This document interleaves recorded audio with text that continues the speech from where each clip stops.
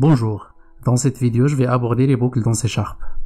Les boucles sont des techniques qui servent à répéter les mêmes instructions plusieurs fois.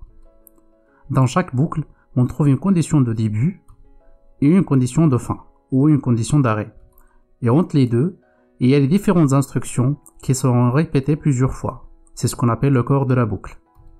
Ces instructions-là, elles seront répétées à partir du déclenchement de la condition de début jusqu'à la condition d'arrêt. Pour pratiquer cette notion de boucle, j'ai ouvert Visual Studio. Imaginons que je souhaiterais écrire le mot bonjour 5 fois. Donc ce qu'il faut faire, c'est un console WriteLine, bonjour, avec un point virgule, et je vais copier cette instruction 5 fois. J'exécute mon programme, et là, normalement, là, j'ai bonjour qui s'affiche 5 fois. Comme vous le remarquez ici, j'ai besoin de 5 lignes de code pour écrire tout ça. Alors cette manière de faire n'est pas vraiment bonne. Donc pour éviter ça, on utilise ce qu'on appelle les boucles. Pour cela, il y a 3 types de boucles. Il y a la boucle for, il y a la boucle while, et il y a la boucle do while. Je vais commencer par la boucle for. Pour cela, j'écris for, et entre parenthèses, j'écris ma condition initiale, qui est dans ce cas une variable qui est égale à 0, que je vais appeler i, sans oublier de donner le type de la variable i est inférieur à 5 et plus. Je fais les accolades, je fais un console WriteLine, bonjour, avec un point virgule à la fin. Donc je vais vous expliquer ce que j'ai écrit ici dans la boucle. Donc la condition initiale dont on a parlé tout à l'heure, c'est i est égal à 0. C'est-à-dire j'ai une variable au début est égale à 0. Et la condition finale, c'est quand i sera égal à 5. Parce que là, je dis à mon programme, tu me fais ce traitement-là jusqu'à ce que i soit exactement inférieur à 5. Dès que c'est égal à 5, tu vas arrêter la boucle. Donc ça, c'est la condition d'arrêt. Et au fur et à mesure que tu exécutes ma boucle, tu vas incrémenter cette variable. C'est-à-dire ce qu'il va faire le programme, il va faire ce traitement-là pendant 4 fois. Pourquoi? Parce que tout simplement, au début, i est égal à 0, il va exécuter ce qui est entre les accolades, c'est l'ensemble des instructions qui seront répétées normalement. Pour ce programme-là, on a une seule instruction, c'est l'affichage du mot bonjour. Pour la deuxième itération, ou pour la deuxième répétition, et est égal à 1. Pourquoi? Parce que tout simplement, une fois le programme exécuté une itération, il va incrémenter le programme. Ce que ça veut dire et++, c'est-à-dire à chaque fois, il va incrémenter ou il va ajouter 1 à ma variable. Au début, est égal à 0 dans la première itération. Dans la deuxième itération, elle sera est égal à 1 et ainsi de suite. C'est ça ce que ça veut dire et++. Donc, jusqu'à ce que le i est égal à 5. Donc à ce moment-là, mon programme, il va arrêter d'exécuter les répétitions et il va sortir de la boucle. Et si j'avais une autre instruction là, il va l'exécuter, c'est-à-dire après la boucle. Pour un peu afficher ça, je vais ajouter un console WriteLine où je vais afficher la variable i. Donc je vais effacer ce qu'on a déjà écrit ici et je vais exécuter mon programme. Donc je vais vous expliquer ça. On a l'exécution ici. La première fois, i est égal à 0. Le programme, il nous affiche bonjour, qui est ici dans la première instruction, et il affiche i, qui est égal à 0. Et il va incrémenter, il va remonter, il va incrémenter le i, et maintenant est égal à 1. Qu'est-ce qu'il va faire le programme? Puisqu'il n'est pas encore, i n'a pas encore atteint la valeur 5, il va réexécuter ce qui est à l'intérieur de la boucle. Il va afficher bonjour et 1, c'est-à-dire il exécute les instructions de haut en bas. Pour la troisième fois, il va afficher encore une fois bonjour, et il va afficher 2, jusqu'à ce que le i est égal à 4. Il va afficher encore une fois bonjour, il va nous afficher la valeur de i qui est égale à 4, il va remonter pour réexécuter la boucle, il va trouver que i normalement maintenant il est égal à 5, ce que ça veut dire que la condition d'arrêt maintenant il n'est plus satisfaite, donc il va sortir de la boucle, tout simplement. Donc c'est un peu l'explication de tout ce qui est affiché ici. Comme vous l'avez remarqué ici, les boucles nous ont permis en fait d'écrire une seule ligne de code pour afficher bonjour 5 fois. Donc si j'écris par exemple ici, je veux que ma variable i commence par 1 au lieu de 5, donc à ce moment-là, au lieu de 0, pardon, à ce moment-là, je vais mettre un 6 ici et j'aurai exactement le même traitement, c'est-à-dire j'aurai bonjour qui sera écrit 5 fois. J'exécute, j'ai normalement bonjour qui est affiché ici 5 fois. Imaginons que je souhaiterais exécuter la même instruction pendant 100 fois. À ce moment-là, je vais écrire ici que ma variable i soit inférieure à 101, c'est-à-dire je veux que ça soit exécuté de 1 jusqu'à 100. J'exécute encore une fois. J'ai ici bonjour dans la console qui est affiché 100 fois. Si je fais le calcul, j'aurai exactement 100 fois. Donc l'utilité des boucles, c'est de faire un traitement répétitif pendant plusieurs fois sans avoir à écrire plusieurs lignes de code. Donc là, on avait affiché le mot bonjour 5 fois en utilisant la boucle for. On avait parlé aussi de la boucle while et de la boucle do while. Je vais commencer par la boucle while en faisant le même traitement. Donc pour cela, je déclare une variable int i comme tout à l'heure. Je vais l'initialiser à 0. Après, je vais faire un while. Et là, je vais écrire ma condition d'arrêt. C'est-à-dire while i inférieur à 5. Tu vas me faire ce traitement qui sera entre les accolades.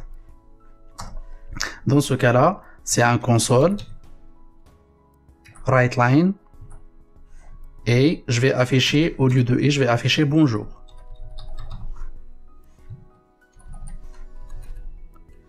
Et il faut pas oublier l'incrémentation de i. Donc là, si j'exécute, normalement, j'aurai exactement le même résultat que tout à l'heure. Donc voilà, bonjour qui est affiché normalement 5 fois. Si je veux afficher autre chose ou faire un autre traitement, il suffit de le faire ici. Imaginons, je veux afficher la variable i. Je veux aussi afficher hello.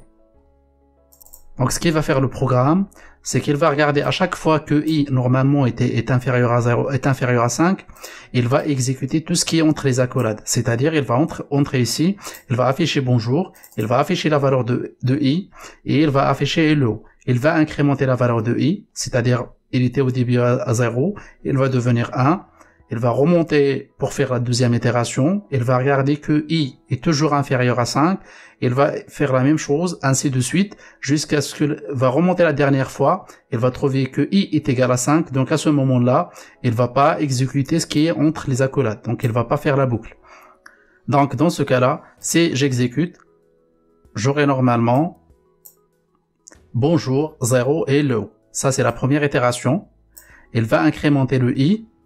Et il va voir que le i est toujours inférieur à 5. Il va exécuter les instructions encore une fois en affichant bonjour, la valeur de i qui cette fois-ci à 1, hello, ainsi de suite, jusqu'à ce qu'il affiche la dernière fois bonjour, 4, hello. Il va incrémenter le i, maintenant est égal à 5. Il va remonter pour réexécuter la boucle, mais il va trouver que la condition d'arrêt il est atteinte, et il va sortir de la boucle. De la même manière, la boucle do while va faire le même traitement. Donc cette fois-ci, je vais faire un do while. Donc while sera à la fin, c'est-à-dire après l'accolade. Avec un point virgule à la fin, il faut jamais oublier ce point virgule. Généralement, les bugs qui arrivent avec la boucle do while, c'est ce point virgule là. Les utilisateurs ont tendance à l'oublier. Et je vais faire un do au début. Donc ce que je dis à mon programme do en anglais, c'est-à-dire fait. Tu vas faire ce qui est à l'intérieur des parenthèses jusqu'à ce que la variable i soit égale à 5, tout simplement, ou supérieure à 5. Si j'exécute mon programme, j'aurai exactement le même résultat que tout à l'heure, c'est-à-dire que le programme, il va m'afficher bonjour, i, hello, ces traitements-là, il va les répéter pendant 5 fois. Comme vous le voyez ici, il m'affiche bonjour, 0, hello, ainsi de suite, 5 fois. Je vais donner un deuxième exemple avec la table de multiplication d'un nombre en utilisant les boucles. Imaginons que j'ai pas les boucles normalement, je les connais pas. Comment je peux faire ça? En utilisant juste un print. Donc ce que j'ai à faire, c'est de faire un console writeLine et à chaque fois, je vais écrire par exemple Si je veux la table de multiplication du nombre 2, je vais écrire 2 fois 2 égale concaténer avec la valeur de 2 fois 2. Je vais faire ça 10 fois si je veux la table de multiplication du nombre 2 multipliée de 0 jusqu'à 10. Donc là, j'ai 10 lignes de code, ou plutôt 11. Et dans la première ligne, mon programme, il va m'afficher 2 fois 0. Il va faire la concaténation avec 2 fois 0, la valeur de 2 fois 0. Pareil pour 2 fois 1, ainsi de suite. C'est-à-dire tout simplement la table de multiplication du chiffre 2 du nombre avec nombre 0, nombre 1, nombre 2 jusqu'à 10. Si j'exécute mon programme, j'ai normalement 2 fois 0 égale à 0, 2 fois 1 égale à 2, ainsi de suite jusqu'à 2 fois 10 égale à 20. Imaginons maintenant que je souhaiterais faire ce programme avec les boucles. Donc je vais faire un for et inférieur à 10, et entre les accolades, je vais prendre la première ligne de mon code que je vais écrire tout à l'heure et je vais la mettre ici. Mais qu'est-ce que je vais modifier? Je vais faire un 2 fois normalement concaténé avec le nombre i. Concaténé avec le signe égal et concaténé avec la valeur 2 fois i. Donc si j'efface ça, et là j'ai oublié le nombre i, là normalement c'est le i, et là c'est le chiffre i, ou la variable i. Et là, ça va être i bien sûr. Donc qu'est-ce qu'il va faire le programme? Il va exécuter cette instruction 10 fois. Du moment que ça va commencer à partir de 0 jusqu'à 9, normalement, parce que la condition d'arrêt, c'est i est égal à 10. Et à chaque fois, il va incrémenter i comme on l'a vu tout à l'heure. Et ce qu'il va faire, c'est qu'il va afficher ce qui est entre les parenthèses. Donc il va afficher un texte qui est 2 étoiles, concaténé avec le nombre i, ou la variable i, parce que i, il va à chaque fois changer, il va commencer de 0 jusqu'à 10, comme on a dit tout à l'heure, ou jusqu'à 9 pour le moment. Si on veut qu'il aille jusqu'à 10, on va faire ici 11. Et il va afficher le signe égal, et à chaque fois, il va concaténer ça avec 2 fois le nombre i. Et comme on a dit, i, il va changer à chaque fois. Donc à chaque fois, il va multiplier le nombre 2 fois la variable i. Si j'exécute ça, j'aurai normalement ma table de multiplication de 2 jusqu'à 9. Imaginons maintenant, je veux avoir la table de multiplication de 2 jusqu'à 100. Donc ici, je vais ajouter 101. Comme ça, ma variable i, elle va s'arrêter quand elle va atteindre la valeur 101. Ça va être la condition d'arrêt de la boucle. Si j'exécute mon code, j'aurai normalement tout ça. C'est-à-dire 2 fois 0 égale à 0, jusqu'à normalement 2 fois 100 égale à 200. Je vais améliorer un peu ce programme-là en lui demandant de m'afficher à chaque fois la table de multiplication des chiffres 0 jusqu'à 9. Au lieu d'afficher une seule table de multiplication, je vais afficher 10 tables de multiplication. Pour cela, je vais faire ce qu'on appelle les boucles imbriquées. Donc, pour une autre boucle qui est à l'intérieur d'une autre.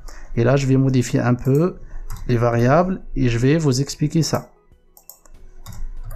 Donc là, je vais garder 10. Et là, je vais garder 10. Et là, je vais faire une autre accolade. Alors, ce que je demande à mon programme, c'est qu'il va faire des itérations sur les nombres qui sont de 0 jusqu'à 10. Et à chaque fois, il va exécuter tout ça. Donc là, on a une boucle qui est à l'intérieur d'une autre boucle. Mais avant de faire ça, il va m'afficher tout simplement console.writeLine. Bon, je vais faire tout simplement un copier-coller de ça. Et je vais le mettre là. Et je vais faire, voilà, la table. Et là, je vais faire un plus J. Ici, c'est pas un plus, c'est une concaténation. C'est-à-dire tout simplement, mon programme, au début, il va voir que G est égal à 0. il va m'afficher voilà la table de multiplication du nombre avec deux points J. C'est-à-dire 0 dans ce cas-là. Et il va exécuter tout ça. Mais quand il va arriver ici, il va trouver que c'est aussi une boucle. Donc il va exécuter ça pendant 10 fois. C'est-à-dire il va faire la table de multiplication de 0. Il va remonter ici, il va incrémenter le J. Ici, le G maintenant il est 1. Il va faire la table de multiplication du nombre 1. Ainsi de suite jusqu'à ce qu'il fasse la table de multiplication de tous les nombres de 0 jusqu'à 9. Donc je vais exécuter ça. Donc là, normalement, j'ai les résultats de mon exécution. Donc voilà la table de multiplication du nombre 0. Et j'ai la table de multiplication ici. Voilà la table de multiplication du nombre 1, ainsi de suite. Normalement, jusqu'à 9. Parce que la condition d'arrêt ici, c'est 10. Donc on a mis J inférieur à 10. C'est j'ai voulu avoir la table de multiplication de 10 en plus. J'allais écrire ici G inférieur à 11. Je vais vous donner un autre exemple où vraiment les boucles s'avèrent très intéressantes et très utiles. Imaginons qu'on a par exemple un menu dans lequel l'utilisateur il doit taper 3 chiffres. Ou il doit choisir entre 3 chiffres. 1, 2 et 3. Donc s'il tape 1, c'est-à-dire il veut prendre entrée, plat, dessert. S'il tape 2, c'est-à-dire il veut prendre que l'entrée et le plat. S'il tape 3, il veut prendre l'entrée et le dessert. Donc comment on peut implémenter ça en informatique? On va utiliser la boucle switch ou la condition switch qu'on a déjà utilisée combinée avec une boucle. Pour cela, je vais déclarer une variable int choix et je vais l'initialiser normalement à 0. Par la suite, je vais faire un switch ma variable choix. Je vais faire case 1 console writeLine entrée plus plat plus dessert point virgule. Et ici je vais faire un break. Je vais traiter les autres cas.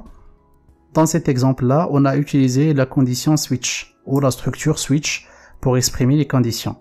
Ici on a une seule variable qui va prendre à chaque fois une valeur et selon cette valeur il va faire un traitement. Le programme il va nous afficher soit entrée plat dessert, soit entrée plat, soit plat dessert, soit vous n'avez fait aucun choix. Donc ce qu'on peut faire ici, c'est imaginons que l'utilisateur au début, il va pas choisir ni 1, ni 2, ni 3. Il va choisir autre chose. Donc le programme, il va nous afficher, vous n'avez fait aucun choix. Mais moi ce que je veux faire, c'est que je veux forcer l'utilisateur à choisir 1, 2 et 3. Donc qu'est-ce que je peux faire?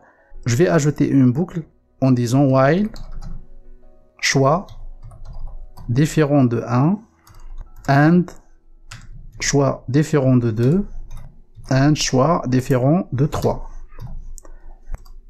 Affiche-moi veuillez faire votre choix. Et je vais demander à l'utilisateur d'entrer son choix.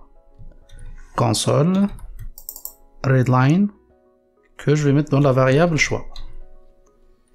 Donc la fonction readline, c'est elle qui permet à l'utilisateur de saisir une donnée à partir du clavier. Donc l'utilisateur, il va entrer une valeur qui sera stockée dans choix. Et là, je vais ajouter un convert int 32 par exemple.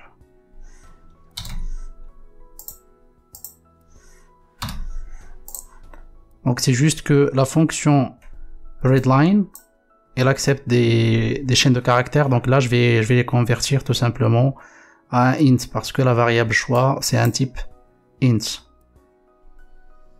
Donc ce qui va faire le programme, c'est que normalement, il va forcer l'utilisateur à chaque fois que son choix il est différent de 1, et il est différent de 2, il est différent de 3, de faire un choix tout simplement. Donc si j'exécute par exemple mon programme, j'aurai tout simplement veuillez faire un choix.